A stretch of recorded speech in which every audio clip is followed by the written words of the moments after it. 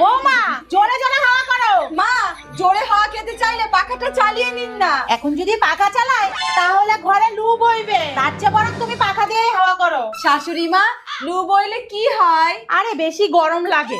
এই তুমি একটা কাজ করো তো, এক বোতল জল, একটা লেবু, একটু চিনি নিয়ে আসো তো। এই যে চিনি আর এই যে জল। লেবু কোথায়? পাশের বাড়ির গটি কাকুর গাছে। ঘরে নেই। না।